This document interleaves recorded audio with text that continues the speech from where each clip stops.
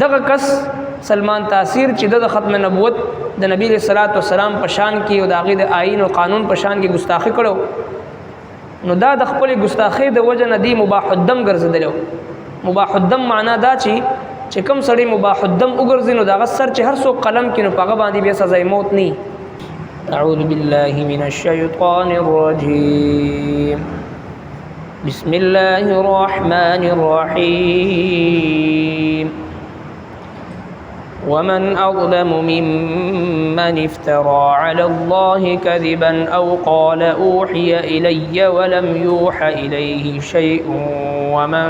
قال سأنزل مثل ما أنزل الله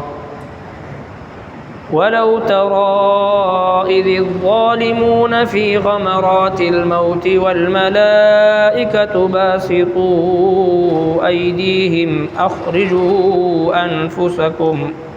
اليوم تجزون عذاب الهون بما كنتم تقولون على الله غير الحق وكنتم عن آياته تستكبرون. صدق الله العظيم. یا مخی آیت مبارکو کی اللہ جل شانہ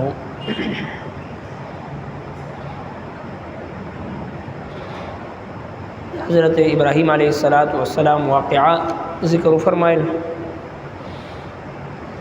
او بیا دغه خلقو ته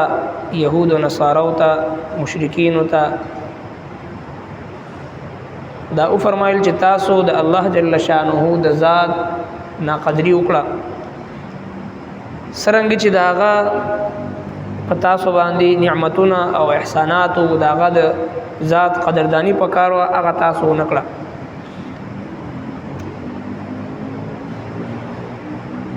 او بیا الله جل شانه د قران کریم تذکرہ او فرمایل دا هغه کتاب دی چې دا برکت والا دی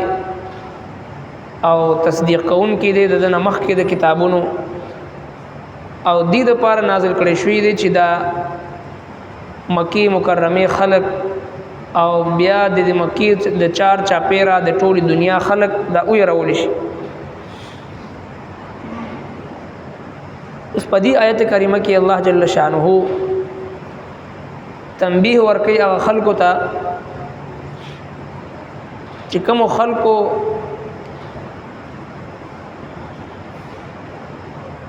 جناب رسول الله صلی الله علیه وسلم د نبوت او د رسالت د تصدیق په ځای باندې د تسلیمولو په ځای باندې په خپل باندې د نبوت دعوا وکړه، نعوذ بالله، او د الله جل شانه په ذات باندې دروغ وتړلو او دا خبر یو کړ چې الله جل شانه نعوذ بالله هیڅ شی نه نازل کړي او زنو په کې دا دعوا وکړه چې مونږ هم کو غواړو نو دغه شی دغه سی قرآن دغه سی کتاب نازلول شو. الله جل شانه فرمایي چې زما محبوب پیغمبر کتا سو هغه وخت لیدلې وی چې کله دي ظالمانو نه فرشتي دا روحونه قبض کړي او لاسونه ورګد کی او د دې روحونو ته وی چې روزي نن ورځ باندې تاسو ته بدله درکول شي هغه بدترین عذاب د ذلت په سبب د هغه وینا چې کم تاسو کړو او کم دروغ تاسو جوړ کړو پنا حق باندې او تاسو د الله جل شانه د آیاتونو په اړه کې تاسو لوی او تکبر کوله. ومن اظلم او سوق ډیر لوی ظالم دی ممن د هغه چانه افترا علی الله چې جوړوي په الله جل شانه باندې کذبن دروغ او قال یا وی اوحي الی وحی کړی شوی د ماتا ولم يوحى إليه أو نبكر شوي وحي غتا شيء هس ومن قال أو أغتانا أو هغسوك قال چوي سأنزل زبر لغم مثل ما أنزل الله فشان ده هغ چرا لګل دي الله جل شانه ولو ترى او کتوینی اذ الظالمون اغه وخت چې ظالمان با فی غمرات الموت فسختو د مرګ کی وی والملائکه او ملائک با باسطوا ایدیهم وګدون کی وی لاسن خپل اخرجوا انفسکم وبوي چې روبا سے ساگان یخپلی اليوم ننرز تجزونا بدل بدر کول شتا ستا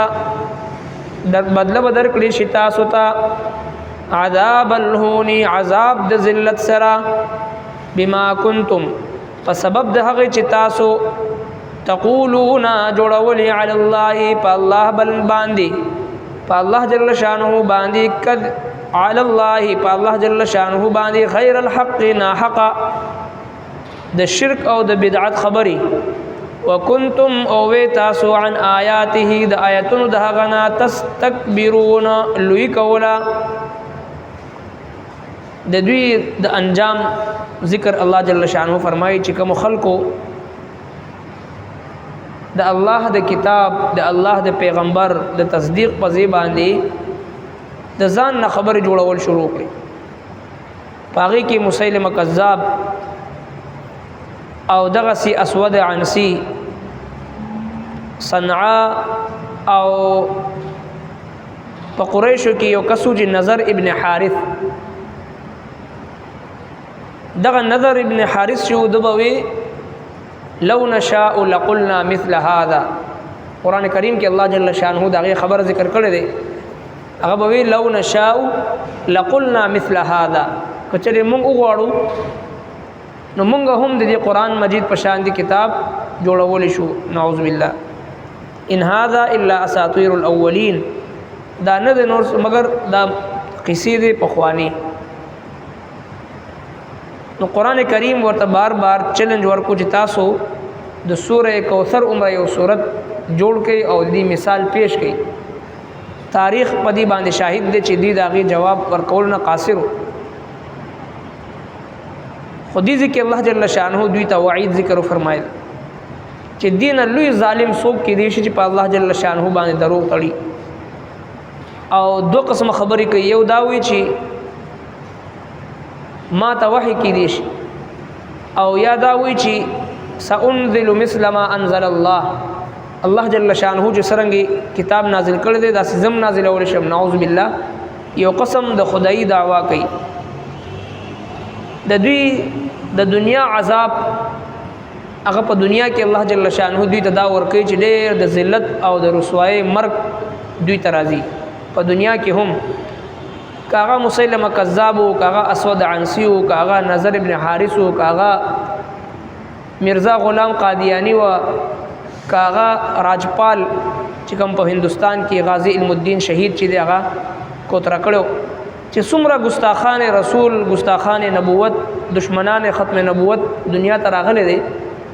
په هر دور کې الله جل شانه یو مجاهد راوچتي د غازی فیصل پشانتی غازی علم الدین پشانتی اغا د نبی کریم صلی الله علیه وسلم په ختم نبوت باندې خپل ځان قرباني خو د الله د محبوب پیغمبر چې کوم دشمن دی دا غسر د تن جدا کوي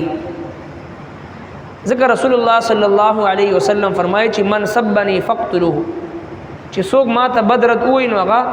قتل کوي او واجب القتل دی نو لہذا چې کله یو سړی د نبی علیہ الصلوۃ والسلام په شان کې ګستاخی وکي نو دی واجب القتل شي مباح الدم شي دی وجنا چې کله ممتاز قادری شهید رحمت الله علیه راولګیدو یو داسې کس چې هغه د نبی علیہ الصلوۃ والسلام د ختم نبوت قانون ته کالا قانون ویلو هغه قتل کو نو مفتی اعظم پاکستان مفتی محمد تقی عثمانی شیخ الاسلام هغه دا فتوا جاری کړ چې یاره دغه چې کوم ممتاز قادری شهید دی د تاسو پانسی ور کول سزا ور کول دا غیر شرعي دی ځکه دغه کس سلمان تاثیر چې د ختم نبوت د نبی صلی الله علیه وسلم په شان کې او د هغې د آئین او قانون په شان کې ګستاخي کړو نو دا د خپلې ګستاخۍ د وجه نه دی مباح الدم ګرځېدلی. مباح الدم معنا دا چې کوم سړی مباح الدم وګرځي نو د هغه سر چې هر څوک قلم کړي نو په هغه باندې بیا سزای موت نه، په هغه باندې بیا د قاتل سزا په هغه باندې نه جاری کېږي په شریعت کې. نو لہذا د ختم نبوت قانون ته کاله قانون وي دی ګستاخ رسول وګرځېدو، ګستاخ وګرځېدو. او ګستاخ رسول چې دا مباح الدم وي هغه چې هر چا لاس ته ورشي او سر ته قلم کی هغه بیله مسله ده چې مونږ په یو ملک کې اوسېږو، د یو ملک قانون آئین د هغې هغه چې دی د هغې تابعداري کول، هغه آئین او قانون منل هغه په خپل ځای باندې. خو چې کله آئین او قانون چې دی هغه حرکت ونه کي او هغه قابل عمل پاتې نشي نو بیا مجبوراً خلک داسې راپاسي چې قانون په خپل لاس باندې واخلي. حالانکه دین اسلام مونږ ته د ملک نظام او د قانون چې تر څو پورې چې هغه د شریعت خلاف نه وي د هغه د منلو حکم مونږ له راکوي. هر سړی به په خپل ځان په خپل لاس باندې فیصلې به نه کوي، په خپل لاس باندې به قتلونه نه کوي او په خپل ځان باندې به فیصلې نه کوي چې زه دا قتلوم دا ګستاخ رسول دی دا دی. او ځینې خلکو هغه ګستاخي ټول ملک کتلی وي، ټوله دنیا کتلی وي، علی الاعلان ګستاخي کړې وي. نو چې داسې ګستاخ انجام ته رسونکي چې کوم مجاهد وي هغې ته څوک سزای موت هغه نشي ورکولی، هغه غیر شرعي وي. ځکه شیخ الاسلام مفتی محمد تقی عثماني صاحب حفظه الله دا وفرمایل چې د مقتول چې کوم د کم قتل کړي هغه مباح الدم او مباح الدم لره سو قتل کینو هغه باندې سزای موت هغه نه جاری کیږي. لہذا چې هر څومره ګستاخان رسول په دنیا کې تیر شوي تر اوسه پورې آینده راځي الله جل شانه هغوی له ژوند هم د ذلت ورکوي او مرګ هم د ذلت ورکوي.